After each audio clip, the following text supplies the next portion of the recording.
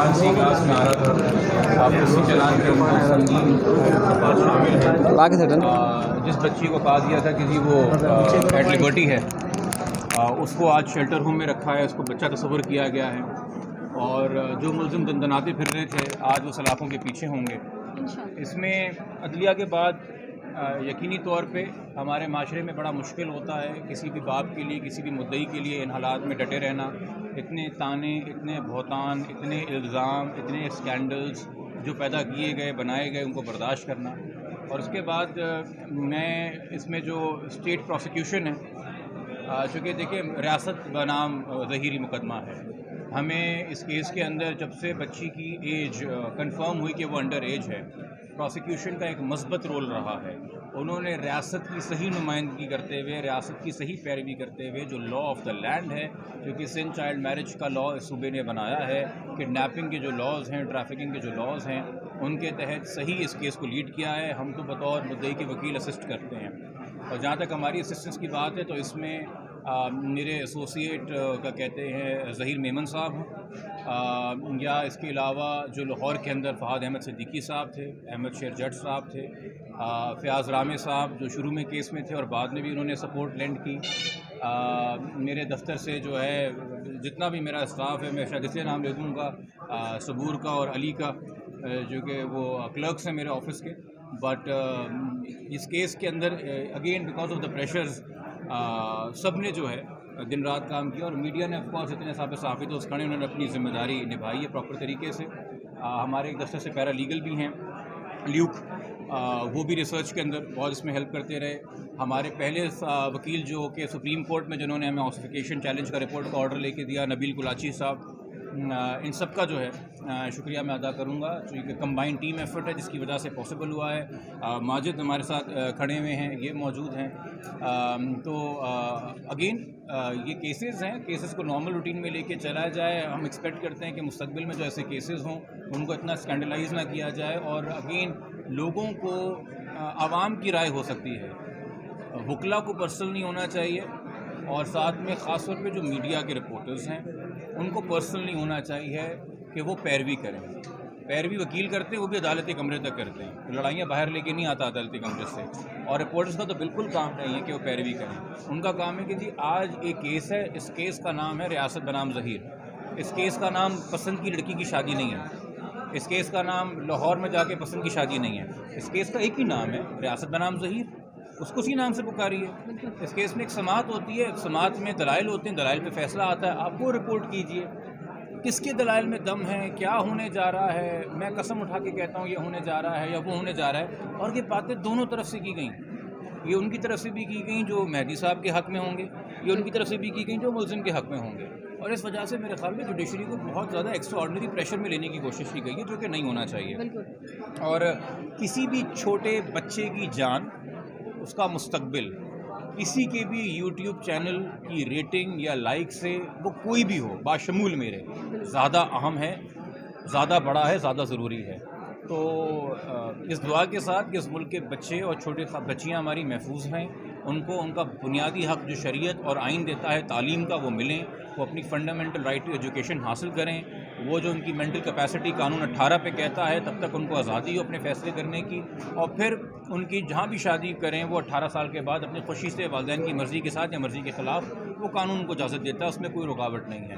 मगर उससे पहले ये जो एक मेनेस है, ये जो एक कैंसर की तरह फैल रहा है कि छोटी बच्चियों के ब्रेन वॉश किए जाते हैं, 12-13 साल की बच्चियों से कोई बावर कराया जाता है कि तुम 18 की हो, और फिर वो निकाह ख्वां जो कि वैसे जो है माशरे के अंदर बड़ी कदर की निगाह से देखे जाते हैं, हम उनको दीनदार लोग समझते हैं, वो छोटी बच्चियों के फ़ोर्ज निकाहनामे बनाते हैं, 12-13 साल की बच्चियों को 18 का लिखवाते हैं।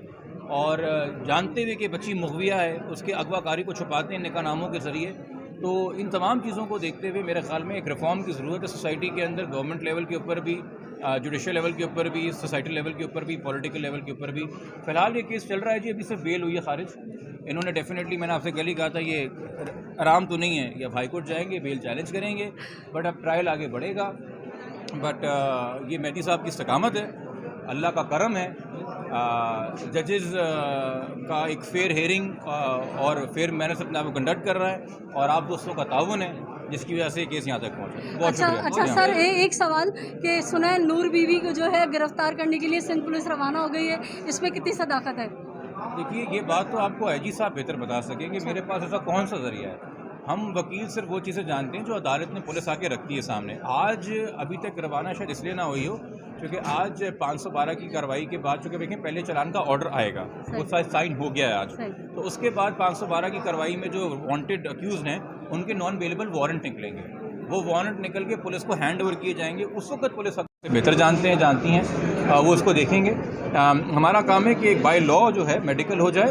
वो फिर जो मेडिकल प्रोफेशनल्स हैं उनको पता है कि वो कैसे करना है, हम वो तो डिक्टेट नहीं करवा सकते, ना काम है हमारा करवाना।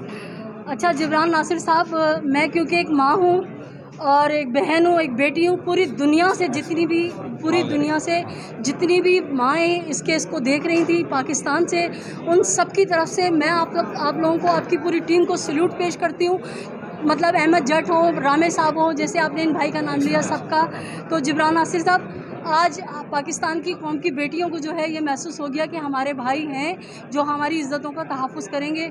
अल्लाह ताला आपको ज़िंदगी सेहत दे, और आपसे दरख्वास्त है कि आप इसी तरह हक़ की जद्दोजहद का नाम लिया था, रह गया था मुझसे। जो दीगर दरखास्तें थी 164 और मुलाकात की, क्या वो गैर मुअस्सर हो चुकी हैं? नहीं जी, वो हम तो आज आर्गूमेंट करने को तैयार थे, मगर मुल्ज़िम की दरखास्तें हैं। मुल्ज़िम को ही यकीनी तौर पे जल्दी थी कि मुलाकात हो, मगर आज उन्होंने, उनके वकील ने कहा कि जी इसको 2 तारीख पे ले जाएं, हम जुम्मे को चलाएंगे ये एप्लीकेशन, अअभी मत फैसला किया जाए इनका। तो उनकी दरखास्तें उन्होंने टाइम लिया तो अदालत ने उनको टाइम दे दिया। देखिए, 164 की दरख्वास्त गैर मुअस्सर हुई कि नहीं हुई है, उस पर दलाइल हो सकते हैं। हमारा तो मौक़िफ़ यही है, मगर जहाँ तक मुलाकात की दरख्वास्त है वो तो गैर मुअस्सर हो गई है। जो कि मुल्ज़िम अब जेल की सलाखों के पीछे होगा तो आप एक चाइल्ड प्रोटेक्शन सेंटर से बच्ची निकाल के जेल तो नहीं भेजेंगे। अब ये इसको 2 तारीख पे ले गए, पता नहीं 2 तारीख को भी चलता है, आगे लेके जाते हैं, बट कोई बात नहीं जी। आप कहते थे बच्ची 18 की नहीं, 18 की है, साबित किया बच्ची अंडर 14 है। आप कहते थे कि जी बच्ची खुद गई है, साबित किया कि ले जाई गई है। आप कहते थे कि जी ये कोई गैंग शैंग नहीं है, ऑर्गेनाइज्ड क्रिमिनल ग्रुप के तहत जो है वो कॉग्निजेंस लिया गया है। आप कहते थे जी बच्ची की स्टेटमेंट्स ये हैं, हमने साबित किया कि कानून के अंदर कम से कम बच्ची की स्टेटमेंट्स जो हैं वो मैटर नहीं करती हैं। स्टेजेस आई जा रही हैं। मसला पता नहीं क्या है लोगों का कि सिर्फ क्या सराइयों के ऊपर और कौन कितनी बड़ी कस्में उठा के जो बातें कर रहा है आप उससे घबरा जाते हैं। आप रिकॉर्ड उठा के देखिए, इस केस में ऐसा कौन सा रिलीफ है, ऐसा कौन सा हर्डल है जो हमने अबूर अल्हम्दुलिल्लाह अल्लाह की रज़ा से और कानून का सहारा लेते हुए ना अबूर किया हो। टाइम लगा है, बट चूँकि लॉ क्लियर है, लॉ की रीडिंग वाज़ेह है। आपको एक बार फेयर आर्गूमेंट का मौका मिले, किस जज के सामने भी मेरा मौक़िफ़ है कि जज एज़ पर लॉ ऑफ ये नहीं कि मेरे फेवर में, एज़ पर लॉ ऑर्डर देंगे, और लॉ बड़ा वाज़ेह है। तभी मैंने शुरू में जो ब्रीफ किया था लोगों को जब मैं केस में आया था, तो मैं ऐसे तो नहीं बोल रहा था, किताबें पढ़ के बात कर रहा था। ठीक है, मैं ऑलरेडी कर चुका हूँ वैसे। हम थोड़ा लेट आए। अच्छा मेहदी भाई, मैं एक सवाल करूंगी कि जितनी आपकी स्ट्रगल है, तो हमने जिस तरह से वो आपका खून जलाया जाता था, आपके जज्बात को मजरू किया जाता था विक्ट्री बना के, तो आज क्या आप हमारे साथ चल रहे हैं लांडी जेल विक्ट्री बनाने के लिए? ऐसे सवाल आप बताएं कि मुल्ज़मान की दरख्वास्त से ज़मानत मुस्तरद हुई, आपका क्या कहना है, बस ये बता दें। देखिए, मैं सबसे पहले मैंने अल्लाह ताला का शुक्र अदा किया था, अभी भी कर रहा हूँ। पूरी कौम ने जो दुआएं की थी, मैं उन सब का शुक्रिया अदा करूंगा, और आप सब का शुक्रिया अदा करूंगा जो आप रिपोर्टर जो थे इस केस को फेयर रिपोर्टिंग कर रहे थे।